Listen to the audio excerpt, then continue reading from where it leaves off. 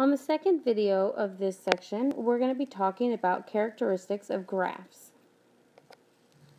The first characteristic is increasing and decreasing. When we look at this, we want to read the graphs from left to right. So here's a rough sketch of a coordinate plane, and here's a line that is increasing. Notice as you move left to right on the graph, the line increases. It goes up the y-axis. Here's a line of a decreasing graph. So as we go left to right across the graph, the line goes down in value on the y-axis. Now you can have an increasing or decreasing line, but sometimes you'll have both. Notice at some points it increases and at some points it's decreasing, but it's doing both of them. And if you can have both increasing and decreasing, you can also have neither. So for instance, a horizontal line is neither increasing nor decreasing. It will not move up and down the y-axis. It stays at that one point. The next characteristic we're going to talk about is discrete or continuous. Discrete graphs have isolated points, meaning they have points that are all by themselves, and continuous graphs have no breaks.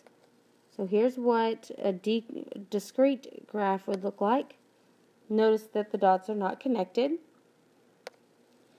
In a continuous graph, the dots would be connected. The next characteristic is linear or nonlinear. Linear graphs are a line or a series of collinear points. Nonlinear is not a line or not a series of collinear points. Well, linear has the word line in it, so think of the linear graphs make a line and the nonlinear graphs do not make a straight line. Notice that on the linear one, it's straight, and on the nonlinear one, they're kind of all over the place. You can't connect them and create a straight line. And our final characteristic is going to be the intercepts.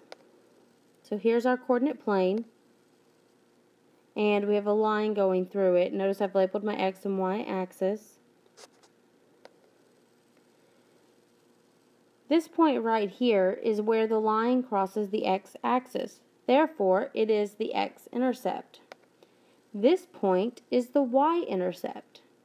When you're naming these points, your x-intercept always has your x value with a 0 next to it, and your y-intercept always starts with the 0 and then has the y value.